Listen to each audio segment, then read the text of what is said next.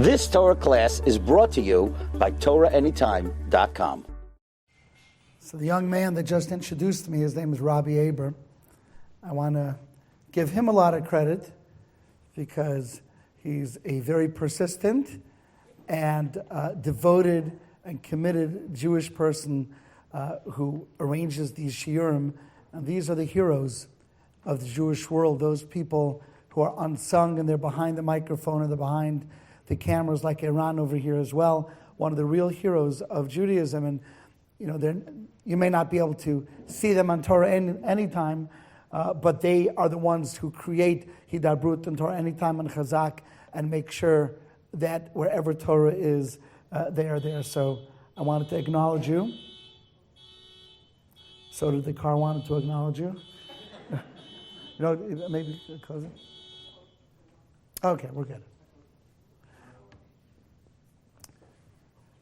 So I was asked to speak about Shabbos, Shabbat, and I want to share something very interesting.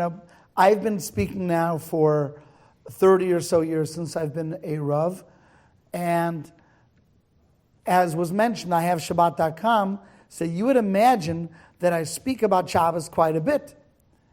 And yet I don't recall ever dedicating a shir specifically to Shabbos. So I got sort of excited, like Shabbat.com, I'm in love with Shabbos. Hashem granted me all sorts of Shabbos goodness. You want to call my phone number? 212 Shabbat. That goes right to my phone. Look at my license plate. Shabbat, New York.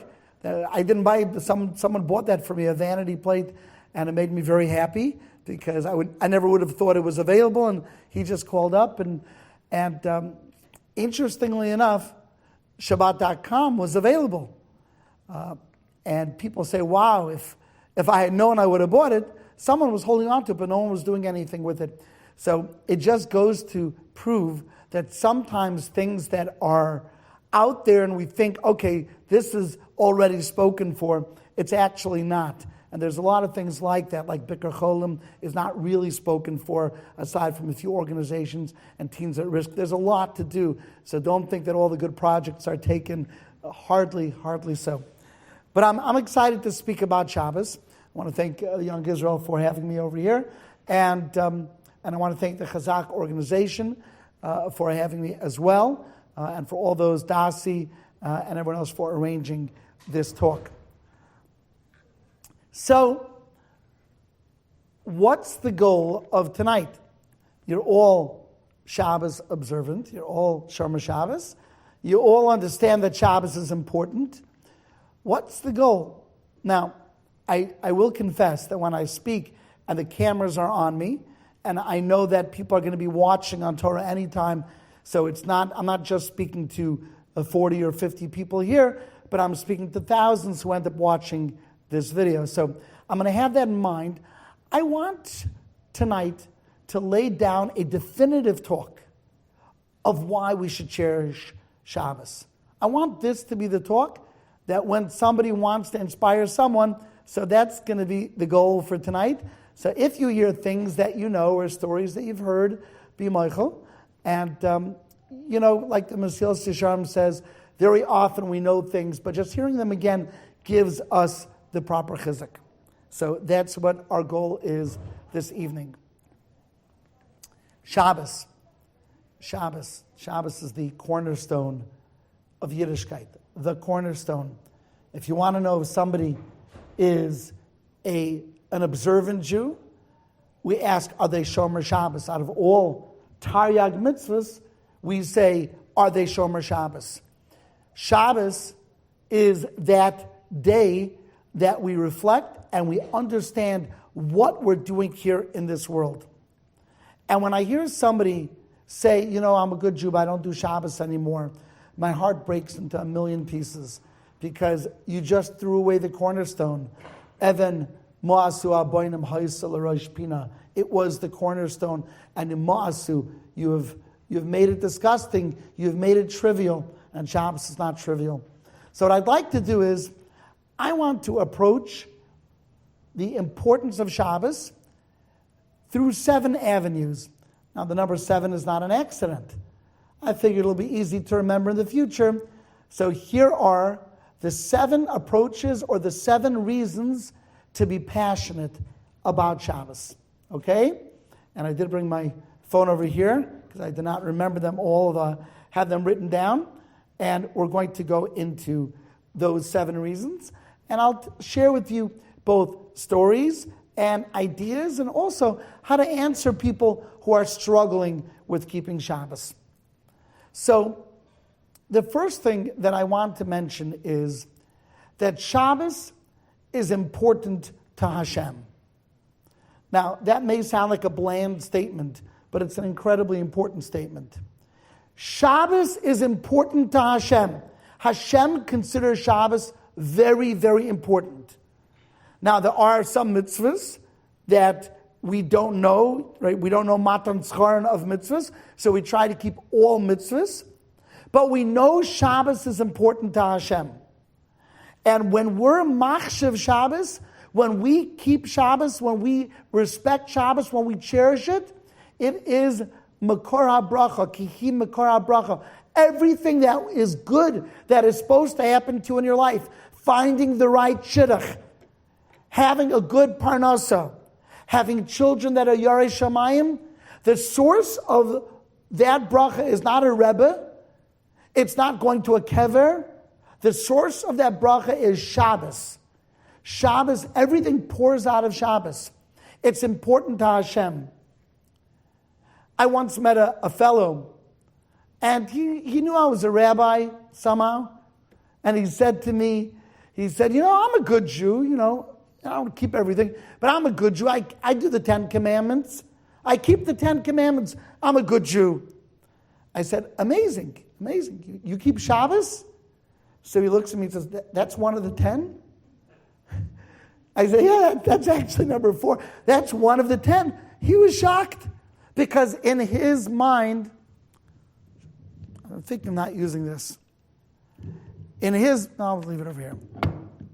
In his mind, 10 commandments equal be a good person. Don't kill, don't steal. That's what 10 commandments are. But Shabbos is a ritual.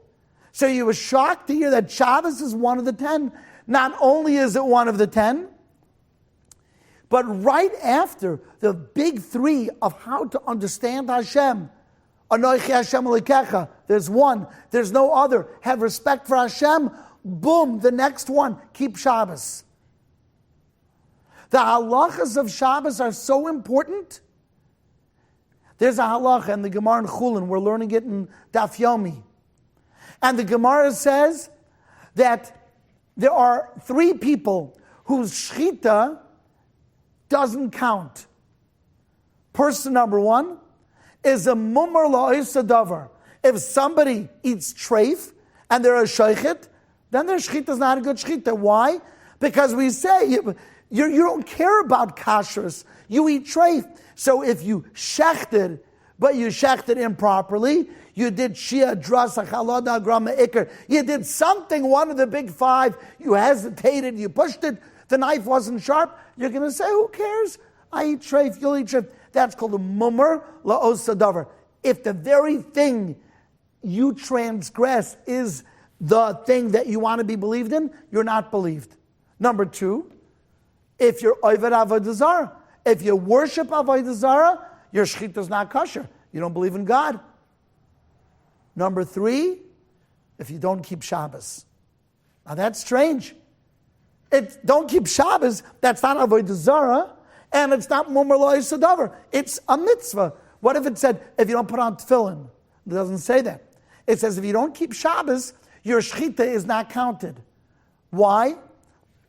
Because if you don't keep Shabbos, it is akin to somebody who doesn't believe in God. Keeping Shabbos means I believe Sheishas Yom Tavod because HaKadosh Baruch Hu was Oved. HaKadosh Baruch Hu Ozaz HaShamayim V'Sa'aretz Uvayom HaShvi Shavas Vayinafash. Hashem made the 6 days, and on the 7th day He rested. What that means, maybe we'll talk about. But He made it on 6 days, and on the 7th day He stopped. And if you don't keep the 7th day, it means you don't believe in the first 6. And therefore, you're shechita, and nothing that you do counts. That's why, I know the Lower East Side, which is where I'm speaking from, there used to be windows. They don't have those anymore. Months you don't see it. But there were windows that were up and down of the sheikhtim, of the butcher shops, and it said on the butcher shop, Shomer Shabbos. Now you may have wondered, if you see those anymore here? Shomer, it used to have in the butcher shops. Shomer, you still have them? Shomer Shabbos. Why Shomer Shabbos? What do I care for Shomer Shabbos? I care because the shechita is not a good shechita if you don't keep Shabbos. Shabbos is so important that if a person transgresses Shabbos, they are chayav skila. Now, I want to talk about this for a moment, because I'll mention this in certain crowds and it will irk them. Why? Because we live in a very liberal society, and when you speak about things like death penalty, even for a mass murderer, people get all shaken up. How is it that you can speak about a death penalty? Who are we to take a life?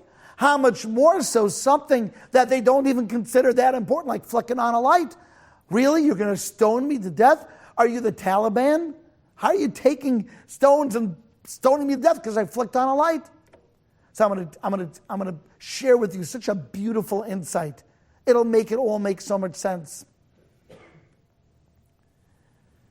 Laws in a society work within the context of the society. It's an intellectual idea. I'll give you an example. In the Torah, if somebody kills somebody, dama yishafech, we kill them. You're a murderer, you get killed. However, it is practically impossible to get the death penalty. Says the Gemara, that if a Bezdin kills once in 7 years or even once in 70 years, it's a Bezdin katlanis. First of all, in order to get the death penalty, there have to be 2 eidim, 2 witnesses. And those witnesses can't be related. And they have to see each other, and they have to see the person who's doing it. And they can't be related to each other or that person. And then they have to warn him. And when they warn the person, they have to warn the person, and they have to know which of the 4 death penalties they get. Is it skila? Is it sreifa? Is it harag v'chenek? Or chenek? What is it? So if they don't know which, if they say, if you flick on that light, you're going to get the death penalty, but they don't say which one, because they're not Talmidei Chachamim, you don't get the death penalty. If they say, if you do this, you're going to get the death penalty, and they say which one, then the person who is committing the crime has to say the words, afal pikein. Even so, I'm going to do it. What if they just did it without saying afal pikein? No death penalty. Not only that, but if they said afal pikein, but then they waited longer than toich kedei dibur, which is about 2 seconds, again, they don't. Now, this may not apply to murder. This applies to many things within halacha, including Shmir Shabbos. So if I go over to a person and I say, if you flick on that light, you're going to get skila, and they say afal pikein, then they say 1, 2, 3, 4, 5. Then they did it, they don't get skila. It's almost impossible. The Gemara in Makkah says, Rabbi Akiva says, I would never kill anyone, because how do you know the person's not a treifa? It's so hard to get it. So if that's the case, that it's so hard to get the death penalty, why even threaten with one? The answer is that the threat alone for a Jewish person matters. Listen carefully.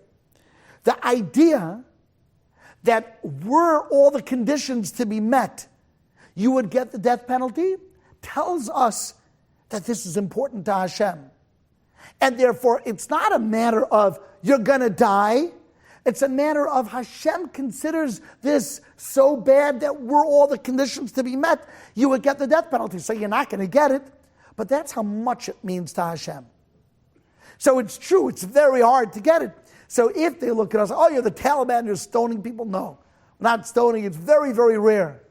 But even today, 2,000 years after Churban Bayis, where there's no Sanhedrin, there's no way to kill somebody, still we know in our minds, oh no, if I'm Mechal Shabbos, it would give me skila were all the conditions to be met. That's the deterrent. You get it? That's the deterrent. It's almost like, lahavdil, a person who is thinking of being unfaithful in their marriage, but they know they'll never be caught. But if the spouse would find out, it would hurt so much that itself stops it. It's the relationship with Hashem. Hashem, it means so much that you would give skila, you would stone a person. Wow, this is a big deal. I'm not going to flick on a light. So, point number one, it means a lot to Hashem. Now, why is that important? Now, today, there's a book, came out a few years ago, and every person, Jewish, not Jewish, everyone quotes this book. It's called The 5 Love Languages. How many people here have heard this concept? Yeah, no? Okay, we have some people here. It's a good book.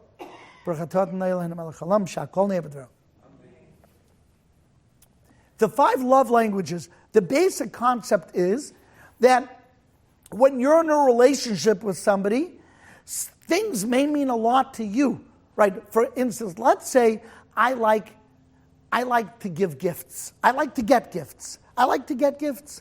And therefore, if I'm married, I may think, well, my wife must like to get gifts.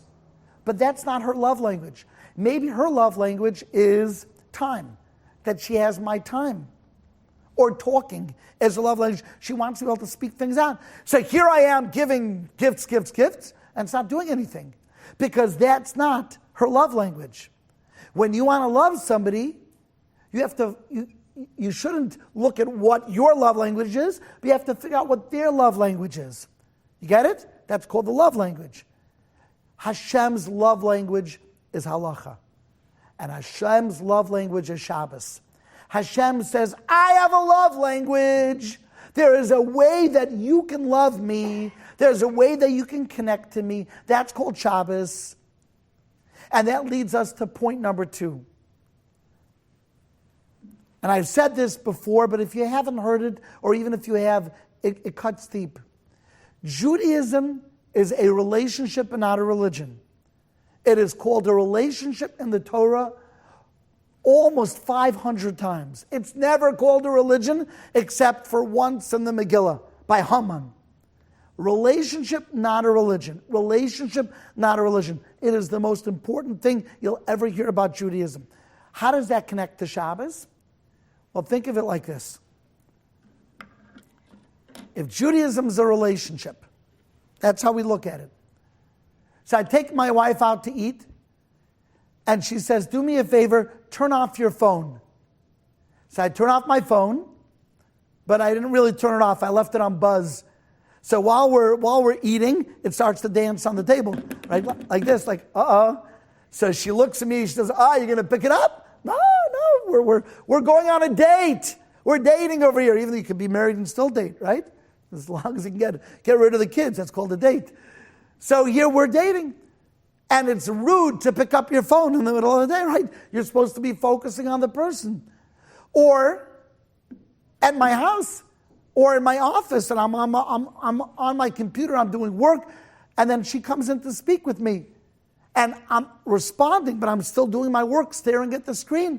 So she'll stop and she'll say, do me a favor, honey. I came to speak with you. Don't make me compete with the screen. Close it. I came to discuss something with you. When I leave, turn it back on. Makes some sense, right? What is that? That's, of course, Shabbos. It's exactly what Shabbos is. It's Hashem saying, I know how busy you are all week. I know what midterms and finals are, bills and mortgages, insurance and deadlines. I know what all these things are. You know how I know? Because I'm Hashem and I made them all. But if once a week you and I don't have our special time, our relationship is going to die. So once a week, put away your phone, put away your hammer, close the computer, Put away your homework once a week. Get ready. Go take a shower. Go get dressed. So we take a shower and we get dressed beautifully. And then we come and we put a white tablecloth on and we light some candles and we pour some wine. And you know what it looks like? It looks like a date. Shabbos is built exactly like a date. We get dressed, we wash up, we have the china dishes, we light candles, we pour wine, we buy flowers, and we begin to sing our song. Come, my beloved, my sweetheart, my bride, my queen. I've been so busy all week, I couldn't focus on you, be Michael. But now my phone is away, my computer is away, everything is away. You have my undivided attention. Come, my bride. Judaism is a relationship, and Shabbos is the bonding, it's the date, it's the connection. So that's point number 2. Point number 1 is that Shabbos is important to Hashem. It's Hashem's love language. Hashem takes Shabbos so seriously that he put it on the luchos and on the first half right away. Zachar Yom, Shamar, be careful, be careful, be careful. Avdecha v'amascha, bincha, everyone, make it your thing. And point number 2 is Shabbos is the key to the relationship with Hashem. It's the key. It's when we center ourselves. It's the special time. I do marriage counseling. And one of the things that I speak about often is make time for the one that you love. You can't just say, I love, and never spend time. If that happens, then you don't really love. Because what you love, you spend time doing. You love baseball, you're watching the baseball game. You love collecting stamps, that's what you're doing. So if you love a person, you spend time with the person. Hashem says, I'm going to make sure that you spend time with me, and you're going to focus on me, and I'm going to focus on you. So we're going on a date with Hashem. You know the challah that we eat? Where does the challah come from? Why do we eat braided bread? Is braided bread more delicious because it's braided? Don't answer. What do you think? We eat braided bread. It comes from the Gemara in Ksubis.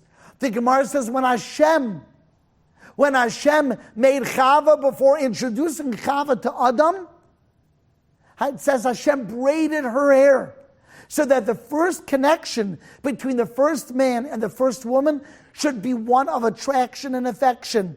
So we braid our challah to remember that beautiful encounter that took place Erev Shabbos, right before Shabbos, between that first man and that first woman.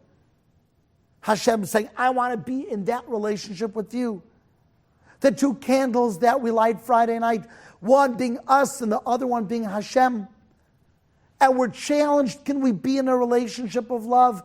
And if we do Shabbos right, and we sing and we dance and we feel the romance of Shabbos, what happens to those 2 candles come Havdalah time? Come Havdalah, what happens? 1 candle us, 1 candle Hashem. Come Havdalah, after a whole 24 hours, the 2 candles become one. They embrace. That's the Havdalah candle. So point number 2 is Shabbos is the key to the relationship. Imagine, please, if Bez Hashem, you'll all be married one day, and you come to me and you say, what's the key to my relationship? I want to rock that one thing that's going to make my relationship last and grow and be inspired, and I give you that key. You would do something with that. You wouldn't say, oh, that's just another thing. Hashem says, the key to my relationship with you is Shabbos. So that's point number 2. Point number 3 is something that I think doesn't get discussed often enough. When you ask somebody if you had one wish for the world, what would it be? Many would say, world peace. World peace.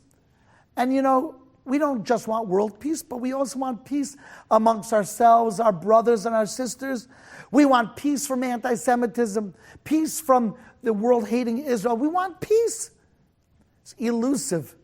It's almost like we are hardwired to fight. You put us in a room, and somebody put us in the elevator, the elevator jams, forget about it. You got 4, 5, 6 people in the elevator and you're stuck. It's terrible. We have a hard time with peace. That's why the great vision of Yeshaya Navi, that great vision, Lo yisa goy el goy cherev, v'lo yilmedu oid melchama, we're going to make peace. That's why we end off every Kaddish, Oysa Shalom b'mraimav, hu yasa Shalom aleinu. It's all about peace. And of course, when you get married, the great bracha to give your friend, to give yourself, to daven for, is Shalom bayis, peace in the home. The source of peace is Shabbos. The source of peace for the whole world is Shabbos. Think about it. It says if the Jewish people would keep Shabbos, Mashiach would come. Mashiach is all about peace. So if we teach the world about peace, we're going to have peace. It's math. It's simple. That's why Shabbos is the minhagim involve peace. That's why when we meet somebody, we greet somebody, especially in Israel. In America, we say good Shabbos, good Shabbos. The Israelis or the Sephardim, what will they say? Shabbat Shalom, Shabbat Shalom. I remember I used to live in Yerushalayim, near the old Bukhari section, and these old Bukhari men, they'd look at me and they would like spit out Shabbat Shalom, Shabbat Shalom. And soon I don't even think they were saying word like Shabbat Shalom, Shabbat Shalom, Shabbat Shalom, but it like rolled off Shabbat Shalom. It's all about the peace of Shabbos. That's why. Why do we light candles on Shabbos? There are many reasons, but what's the simple pshat? Why do we light candles on Shabbos? Why do we light? We light candles because there's a halacha. And the halacha is, Lo sevaru eish b'chol moshvasecha b'yom HaShabbos. We don't light fire on Shabbos. And until this past century, all light that was in the home was fire.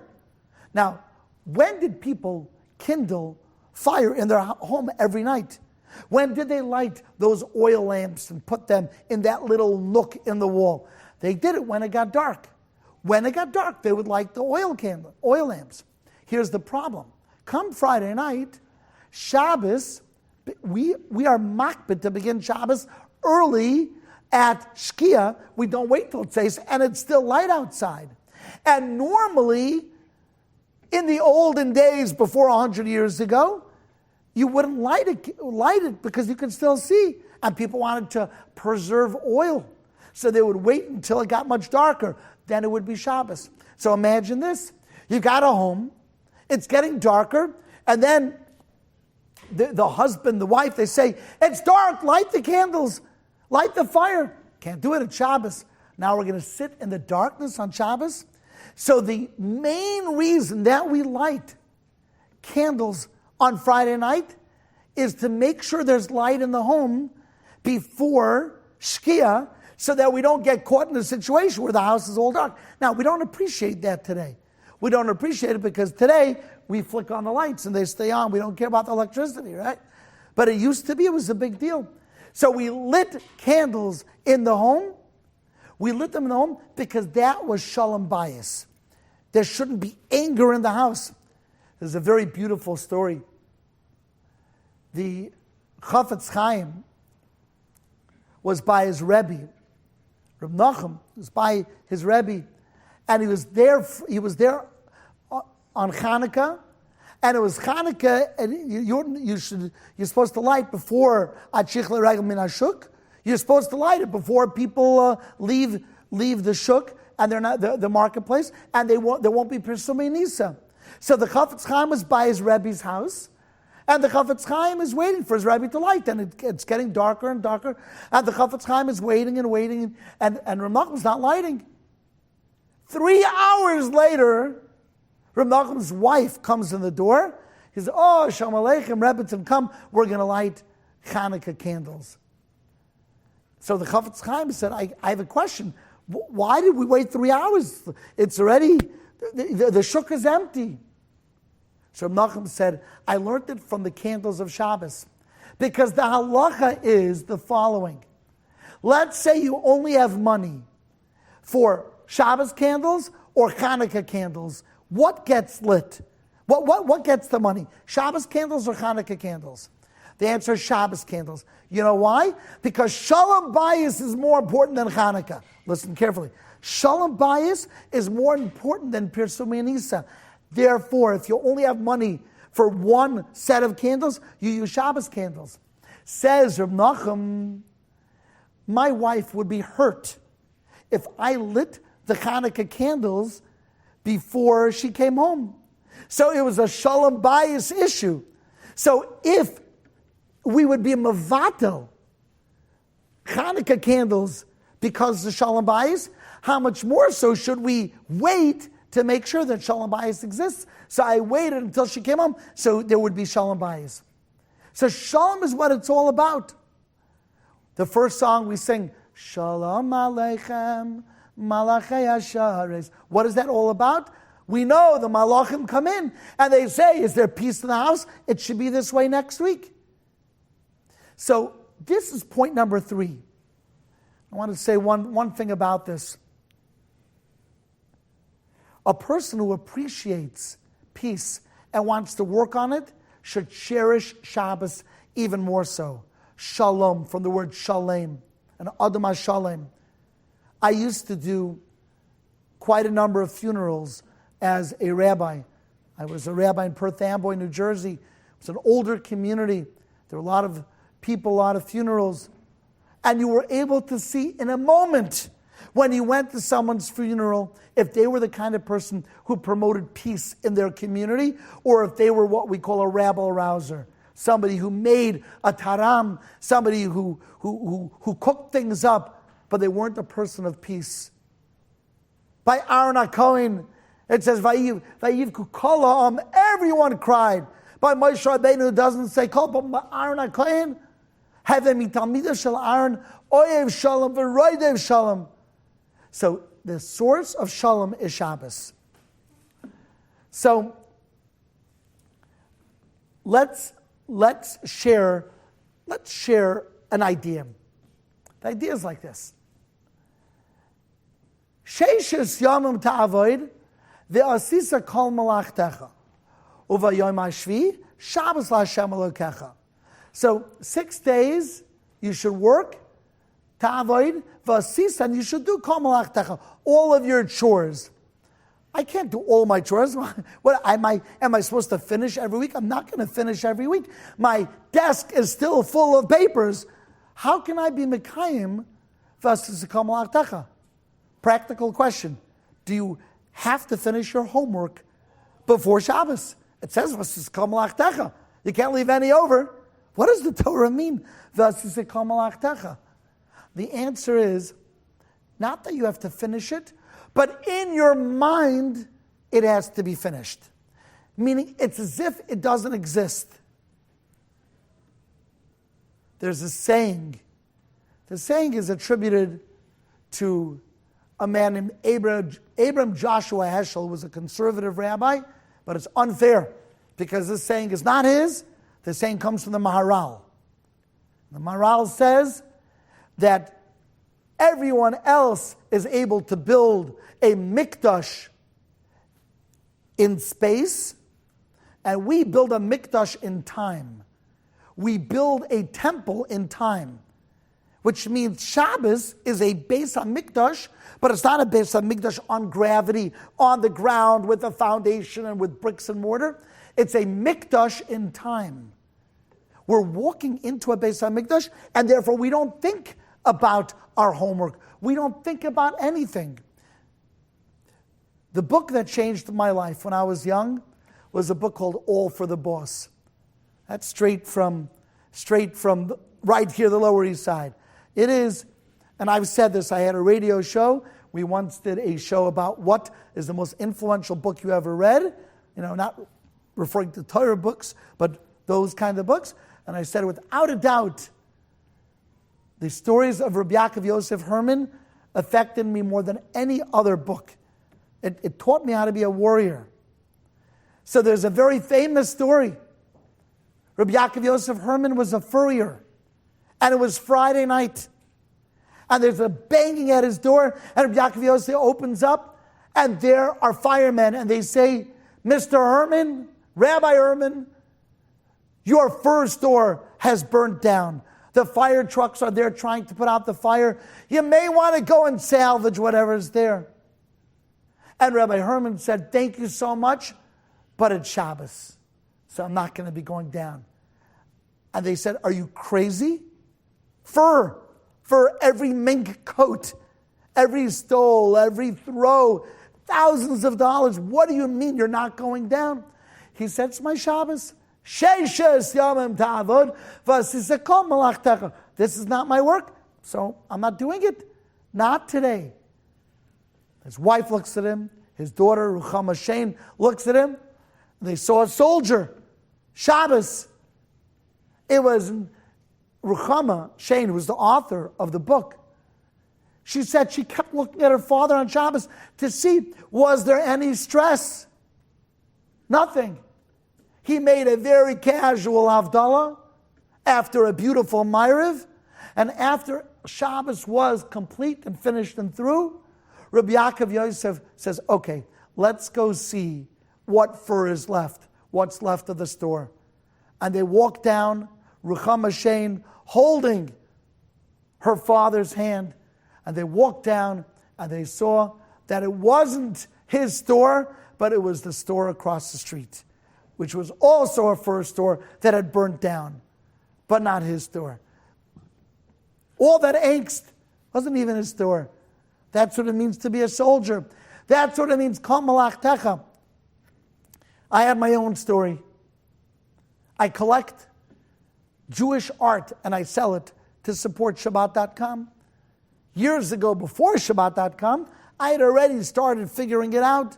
And one day, it was on a Friday, I was living in Los Angeles, I decided to go to a thrift store. It's the Jewish Federation thrift store. It's a painting. I decided I'm going to find some Judaica. People used to donate. People died. They sold out all their property. You didn't know who the owners were, and they gave it away. The kids gave it away. They donated it to this thrift store, and they would sell it. And I came to pick up something Jewish, and I looked around, and there was really nothing there. A little disappointed. Sometimes you just want to walk away with something, and there was nothing. But I did find in the corner 2 etchings, and they were from the 1800s by a very famous etcher. Etchings aren't worth that much money usually. And one of them was Basya Bas Parai taking baby Moshe in a basket. Okay, it's better than nothing. I went up to the counter. I said, what do you want for this? They said, we'd like 35. I said, I'll do 30. Okay, you can negotiate. We did 30. I'm on the way back. I get home. It's a little before Shabbos. I still have time. One of my kids noticed that on the back of this painting, like the back is sort of, there's a piece of cardboard, and a little bit of it is bent. They said, Tati, there's something in the back of this painting. So we take away the back, this cardboard back, and sure enough, there was a map from the 1600s that whoever this owner was years back had hidden behind this painting. A map from the 1600s. How cool is that? That's amazing. But before I could even figure out what it's worth, I thought to myself, 1 second, there were 2 etchings. If there's something behind one, there's going to be something behind the other one also, perhaps. Maybe I should run back and get it. Then I said, no, it's not worth running, it's not worth being full of angst for Shabbos. You got to come into Shabbos with Harchavas Hadas. So my kid said, you're going to go back? I said, no. We're going to have, but what if somebody buys it? I said, so someone bought it. Shabbos is more important. In the middle of Shabbos, my kid said, are you thinking about what's behind the other painting? I said, no, or I'm trying not to. I'm not. Right? It's Shabbos. We're not going to think about it. The whole Shabbos, I remember the feeling by Havdalah, pushing it away. Sunday came. I was there right when the store opened, expecting it to be gone, and it was there. No need for angst. And that's the story. Oh, that's what you want to know. So I took it and I brought it up to the counter. I said, how much? They said 35. I said, okay. I didn't negotiate. I figured, okay, they deserve the extra 5 maybe. We went, we ripped off the back, and there was a painting behind that one. That was worth much more than the map. It was a painting by the most famous female African-American artist named Margaret Burroughs. And I sold it for quite a bit of money. Hashem helps out. But you have to think, I've done everything that I should, everything that I could, even if there's work to be done. That's not my problem. I'm in my temple. I'm in my mikdash in time. I'm in a totally different... Let me ask you something. Did you ever think Shabbos afternoon at 2 o'clock in the afternoon, you're in the middle of enjoying your cholent and it's delicious, or maybe 1, did you ever think, what would I be doing if this was a Tuesday? Not often. You don't think about it often. You know why? Because you're in a different space. It's so different. The mikdash that you're in is so different that time is irrelevant. As a matter of fact, we don't have a clock in our dining room. I don't want anyone looking at the clock. We are l'mayla min hazman. Shabbos is its own time. So it has to be kol malachtecha. You finish it up, and that's number 3. Number 4, we're going to go a little bit fast tonight. I don't want to keep you here all night. Number 4, Shabbos is about deep reflection. Again, this sounds simple. Let's understand it. Who made the world? Who made the atoms? Who made the electrons? Who made the protons?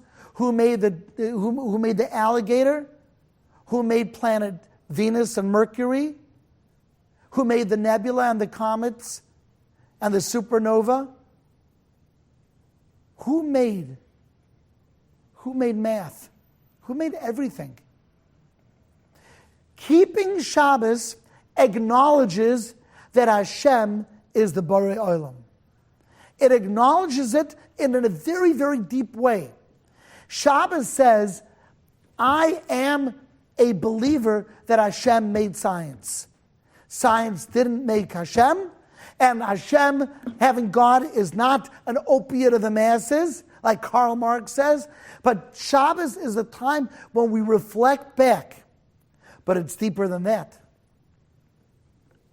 There was a very interesting article yesterday in the New Yorker magazine. Now, I don't read the New Yorker magazine. I don't even get it, but it ended up in my inbox. And it's a fascinating article. It's called The New Religion of America. And in it, the person writing the article writes that science and atheists that have their own religion, which is called the religion of science, tries to pledge allegiance to how to live the most comfortable and the most progressive life. And the God of the atheist is progress. That's the God. If you want to know, if you're an atheist, what's the God? The word is progress. Progress means today we're using phones this big, tomorrow they're going to be that big. You know, we're going to have computers in our forehead. They're going to be embedded. We're going to have flying cars. That's the God. How do we know that? What's the meaning of life? The meaning of life is progress. The meaning of life is that we can live longer lives. But, wrote the author, who I don't know whether they believe in a God or not. It seems like they do. But you'd imagine the New Yorker magazine is very, very left-wing.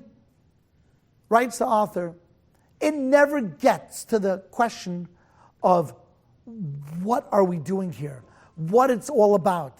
It tells you how to make progress. Science tells you what you need to do, what the steps are. But why make progress?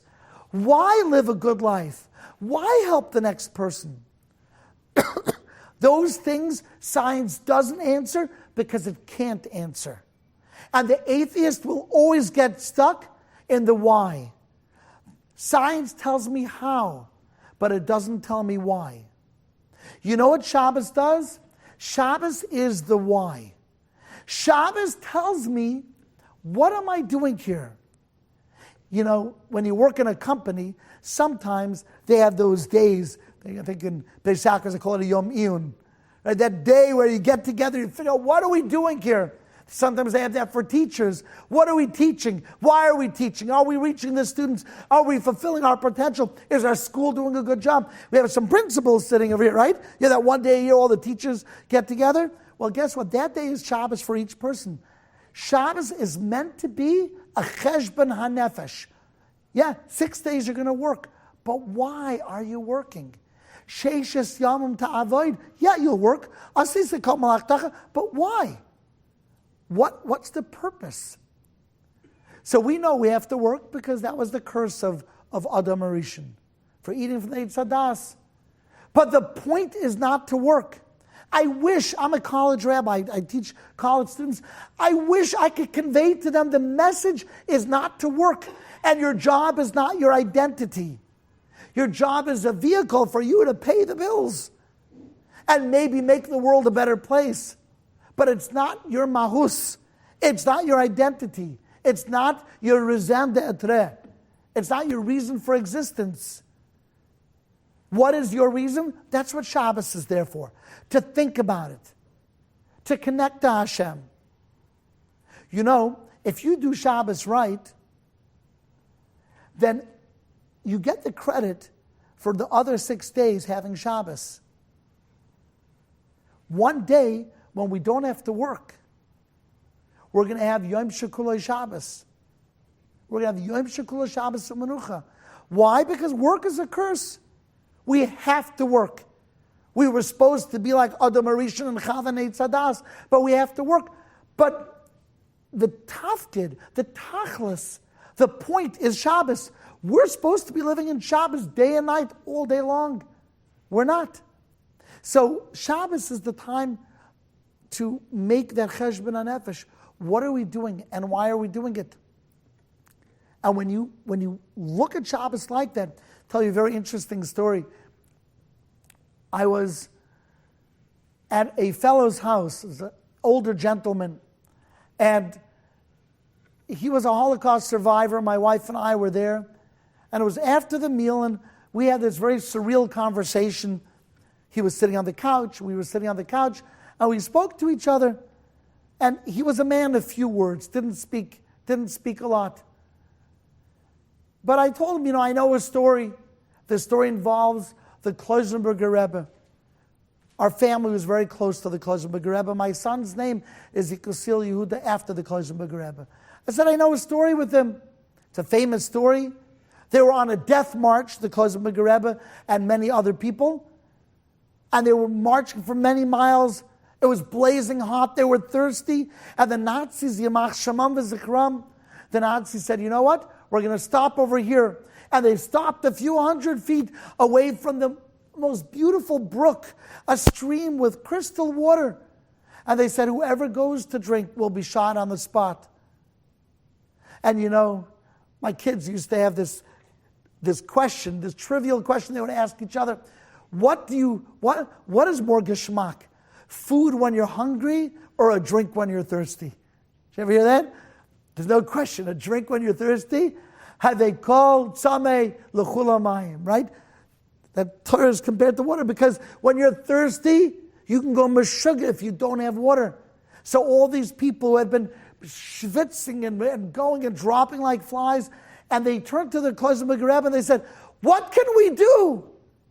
It's right there. And there were some people who couldn't hold themselves back. And they went running into the brook. And they began to splash water and drink water. And on the spot, they were shot. And their bodies went floating down the river. And everyone else, Rebbe, what should we do? The Rebbe said, right where you are, begin to dig. Right where you are. And they began to dig, each one. And by each person's feet, a spring of water sprung up, and they began to drink. And the Nazis looked on, and they were astonished. They did not do anything to the Jews.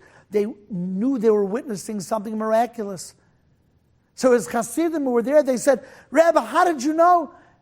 The Klatzko Rebbe says, I have a Kabbalah from my Zaydas and their Zaydas, that the Be'er Shel Miriam, that Be'er that follows the Jewish people, that follow the Jewish people around in the desert, that Be'er never disappeared.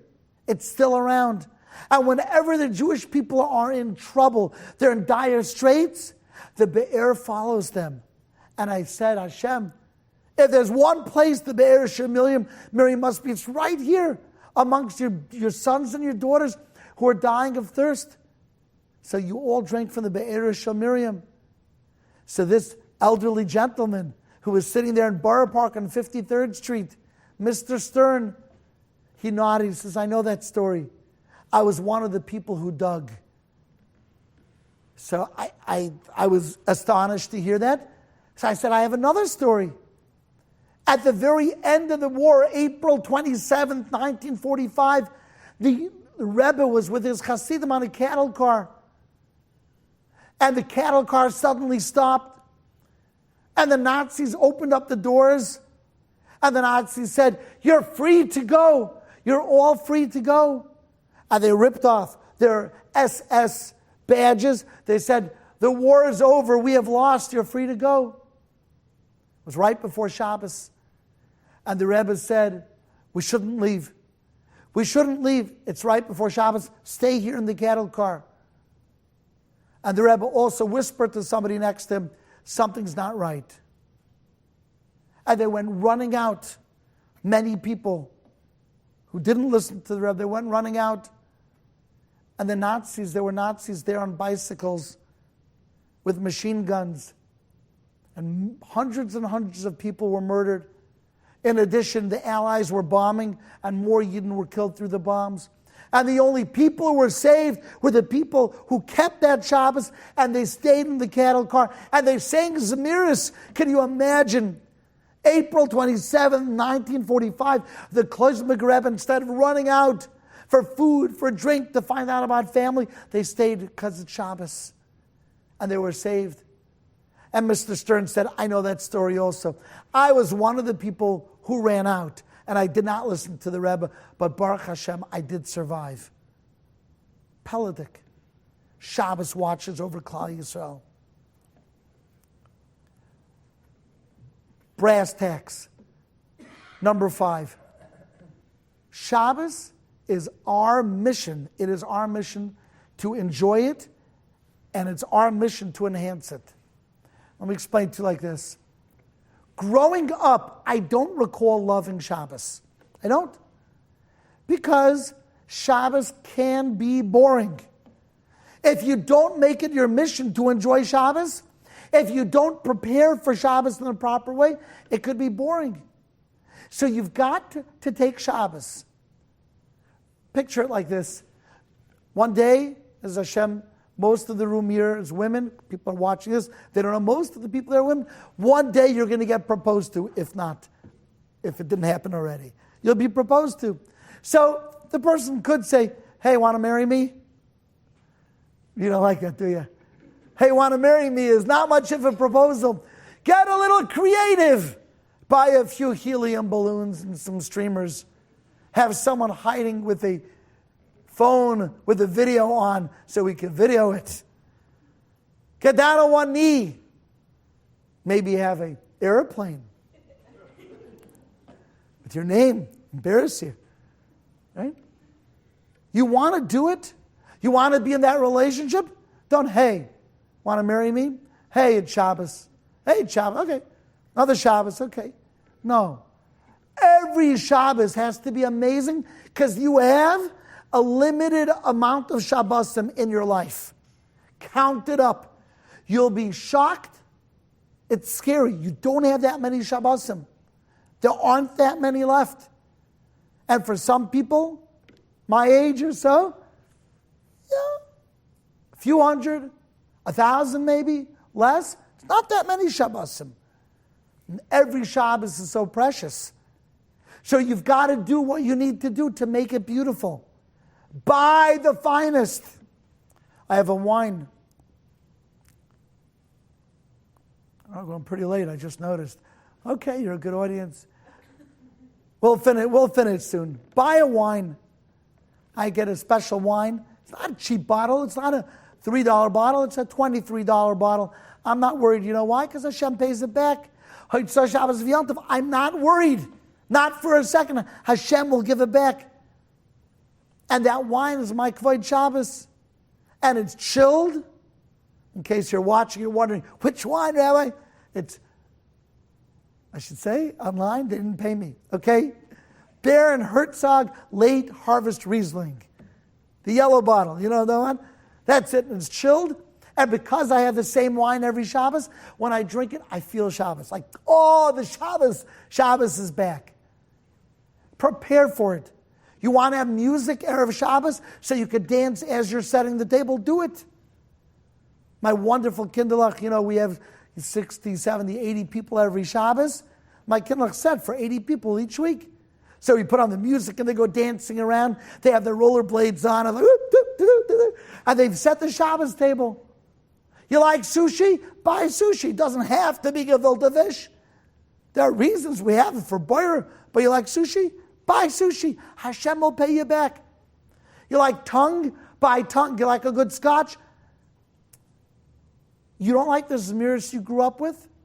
So you choose different Zmiris. Unfortunately, I've seen Shabbos tables where you could see when they're singing, they don't like the song.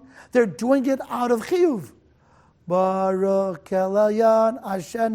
You don't like it? Don't sing it. Get a good tune. Make up a tune. Make up a tune. Fine, get a tape. Something. Don't just do it out of rote. Buy a nice dress. Buy a beautiful suit. Don't worry about the money. Hashem will pay you back. Prepare for it. It's up to us to make it amazing. I'll tell you something I do. If you're watching and you have kids, you could do this. Every Friday night after the meal, even 60, 70, 80 people, we serve a delicious dessert. Then I say goodbye. I say goodbye to all my guests. And I go upstairs to the bedroom. And all my kids come onto my bed.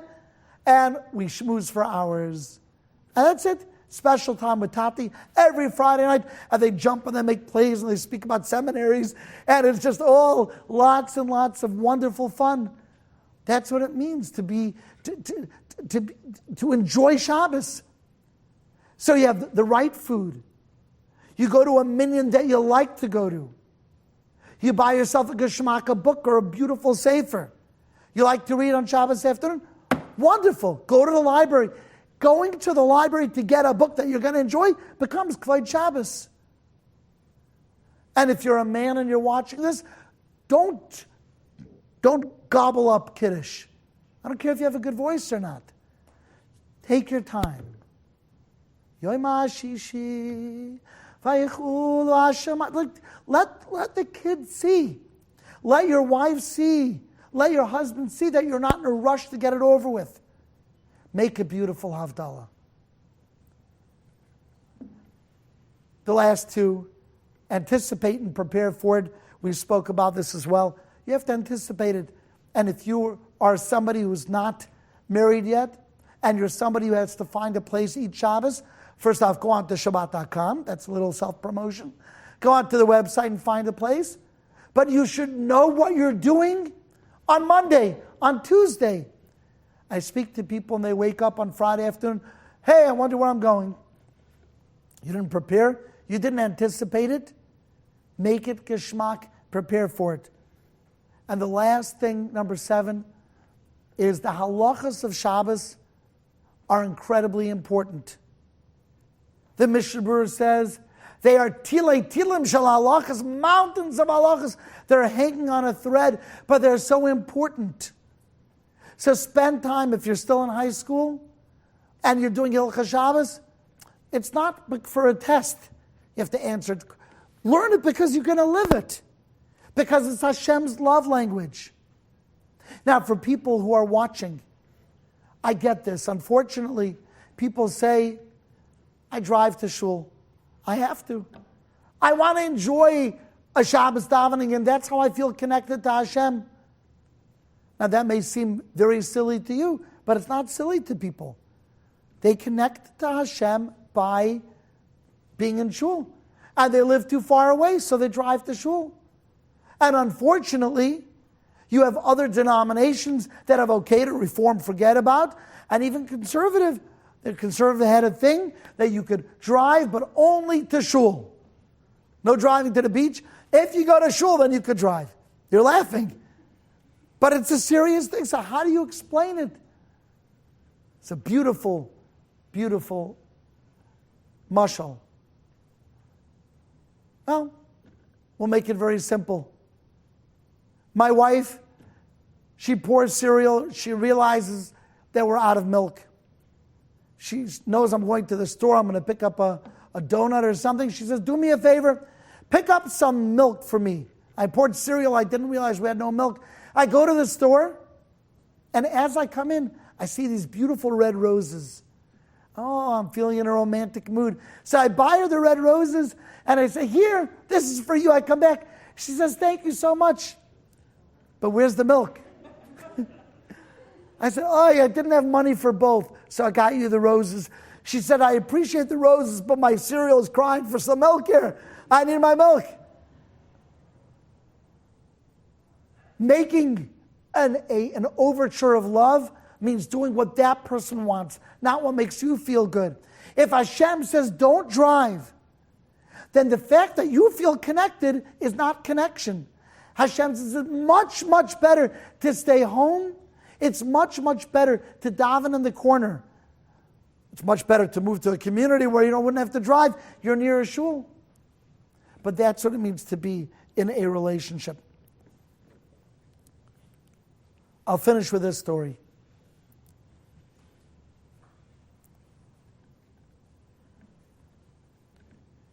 You know, Shlomo Kalbach made a tune for Mizmor Shir. Mizmor, Mizmor Shir, Shir le'yom HaShabbos. The whole world is waiting to sing the song of Shabbos. You ever hear that? And we are also waiting to sing the song of Shabbos. We're waiting to sing the song of Shabbos. But what's the song of Shabbos? Shlomo Kalbach never tells us what the song is. The song is the song. Mizmor Shel Yom HaShabbos. The song is the song. Mizmor Shel. What is the song? But you have to continue that kapitel. You know what the song is? The song is Lahagid Baboker Chastecha Ve'emunascha Balelos. To tell us that sometimes things are going to look great for you in your life. You have good friends and good relationships, and good shidduchim are going your way, and parnas is going your way. Lahagid Baboker Chastecha. Things in the boker, in the day, in the brightness, chesed. But sometimes things are full of night. We suffer. We have angst, we have depression, and we have anxiety, and shidduchim are not going our way, and parnasa is difficult, and our relationships are not good, and it's scary, and we don't know how we're going to press on. Ve'emunascha balelos. Hashem says, even in the darkest times, even in the times of Holocaust, even in the times of abuse and neglect, when we feel so alone, emunascha balelos, Hashem says, trust me. When I made the world, it didn't make any sense. What are you doing? Making grass. Who needs grass? Who needs trees? Who needs molecules? Who needs... Hashem says, wait, you'll understand it. Here's Adam. Here's Gan Eden. Here's life. We didn't know the answers. Ishbar lo yeda. A silly person. He doesn't know. He doesn't understand that darkness has a light at the end, that everything has a plan. Bifroach Rishayim K'may Esav. When wicked people sprout like grass, You know what it's for? Lishamdam adead. Hashem says, I'm just making them grow so they're easier to mow down. They're easier to chop down. A silly person? Oh, why do bad things happen to good people? Shabbos is the answer. What is life about? Shabbos is the answer. What are brachas all about? Shabbos is the answer. What's important to Hashem? Shabbos is the answer. What makes a person feel connected and gives them peace in the world, in their relationships, in their marriage, inner peace? Shabbat Shalom. Shabbos is the answer. I'm privileged, I'm so happy to be speaking about Shabbos because it is that answer that we've been looking for, but only if we take it and understand it is the crown jewel of the Borei Olam. It is the crown jewel. It is the most important jewel of all the mitzvahs. Now imagine if you learn Torah on Shabbos, it's worth hundreds of times. Imagine if you speak Lashon Hara on Shabbos. Mekalkel Shabbos by speaking Lashon Hara. Imagine wasting even one more Shabbos. You'll never be the same. You can't waste one Shabbos. Treat every Shabbos like it's the last Shabbos in the world. Like this is the Shabbos that's going to bring Mashiach. Like this is the Shabbos that will bring Umala or it's Das Hashem. The world is going to understand. Everything is going to make sense with Shabbos. Understand that Shabbos is that we've been looking for. And if we understand this, then maybe other people will get inspired by the way that we conduct our Shabbos. And they'll be proud and they'll invite guests and they'll make a nice kiddush and they'll spend time with their kids and they'll learn. Shabbos is that bracha. So I want to give you each a bracha that never again should you look at Shabbos as anything but the source of everything you've been looking for in connection to Hashem. Thank you very much. You've just experienced another Torah class brought to you by TorahAnytime.com.